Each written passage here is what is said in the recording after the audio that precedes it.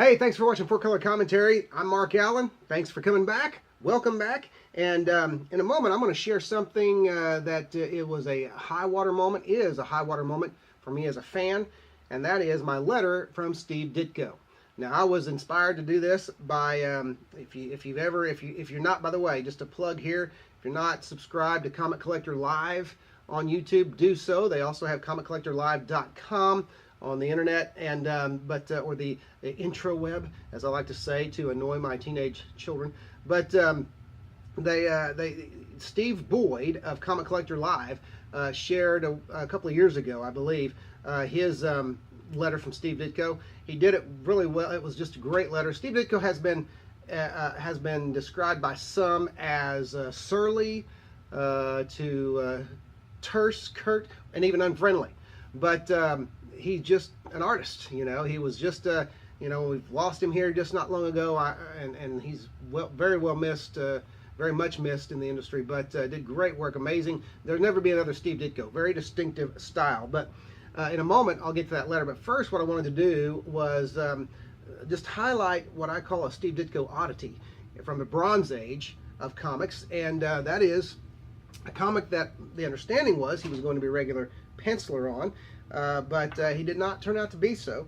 Anyway, it was Man-Bat, DC's Man-Bat, from actually published bi-monthly book. So the publication date on this one is December, January 1975, 1976. 25-cent cover price. Now, this book for years languished in everything from $1 even all the way down to 25-cent bins, you know, depending on what kind of condition it was in. You can still occasionally find it in the cheap comics, but once I bought mine years ago, I just kept it because it was Ditko, and very distinctive Ditko style, written in this case by Jerry Conway. And you know, DC did a house ad for this, really kind of pushing it, and you know, Jerry Conway and Steve Ditko on a new book, Man-Bat. Well, Ditko's pencils were inked by Al Milgrom, who is a great inker. Not so much, I don't care for his pencils as much, but you know, he's a great inker, and he tend to, in my opinion, clean up a lot of pencilers' art, and had a good clean inking style, didn't overpower an artist. But in issue 1, Man-Bat goes up against Baron Time, a villain that the story actually utilizes Kurt Langstrom's wife, who was a she-bat. And so anyway, good story. I won't give it away, but it was a fun story, you know, just a lot of fun. Man-Bat number 1. However, in the letters column, the first letters column with no letters, just missives and announcements from the DC staff, it was announced that as of issue number 2, there would be a writer change. Martin Pascoe would be brought on to do a story with the Ten-Eyed Man.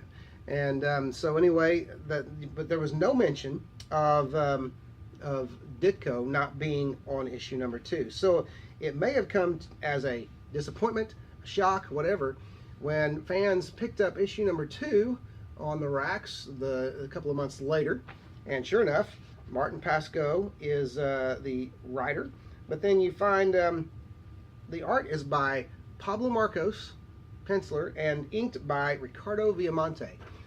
If you know anything about the Filipino artists of the Bronze Age that worked in DC and in Marvel, that's not a disappointing team up there.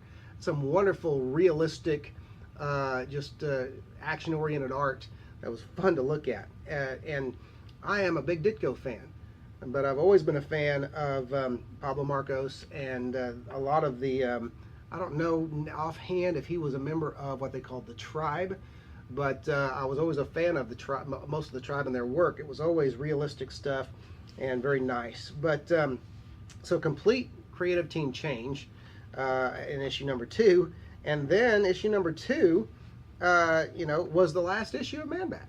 You had issue 1 and issue 2. That was it, and it was announced in the letters page of Man-Bat number 2. You had, of course, letters praising.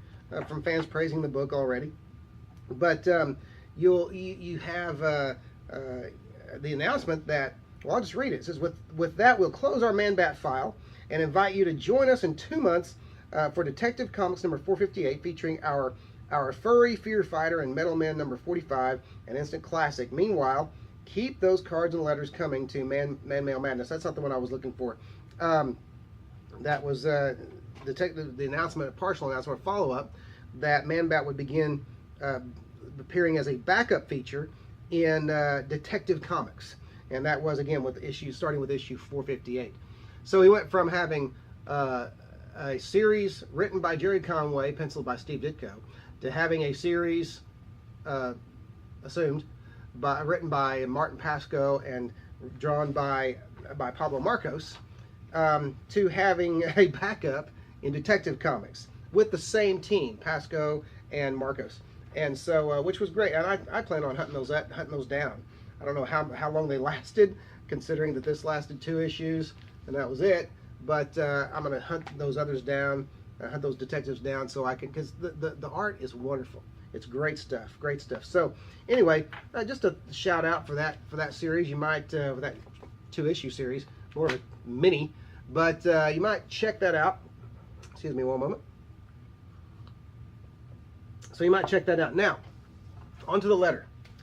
When I got this in the mail, I'd heard, and I had actually gotten Steve Ditko's address from a guy on Facebook who had posted his letter, and from Ditko, and I just went ahead and asked him for it, and he gave it to me. So, what fan doesn't want to let one of the artists know, or one of the just artisans that whatever, whether it's a musician or an actor or a comic book artist or writer or whatever, who doesn't want to let that person know how much they appreciate their work and how much it's affected them?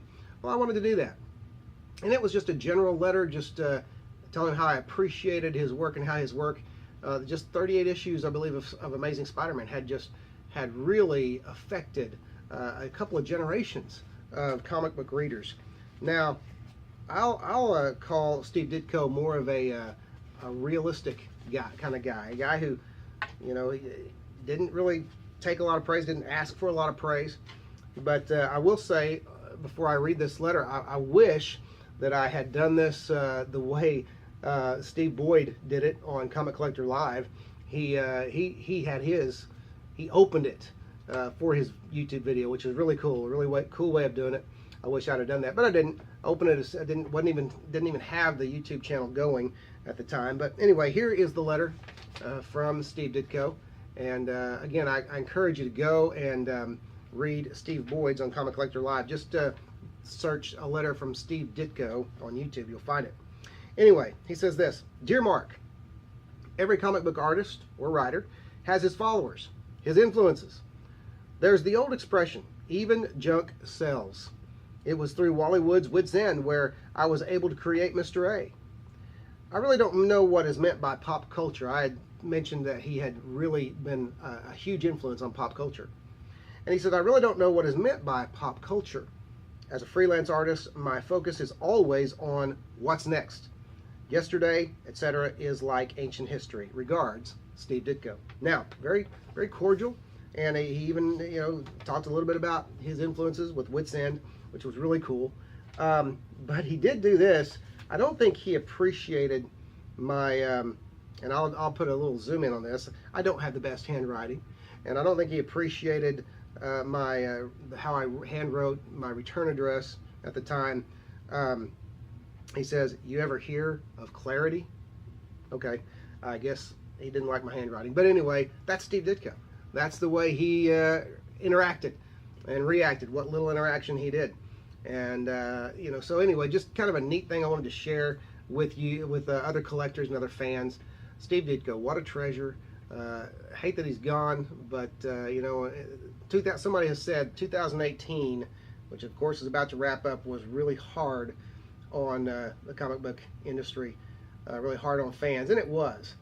And then we lost many, but Steve Ditko and Stan Lee so close together, really, really tough. But anyway, thankfully we still have their work to look back upon and to enjoy, and generations after us will enjoy it as well. Well, listen, thanks for watching 4Color Commentary. I appreciate it. If you haven't subscribed, go ahead and do that, and we'll catch you next time. Thanks for watching.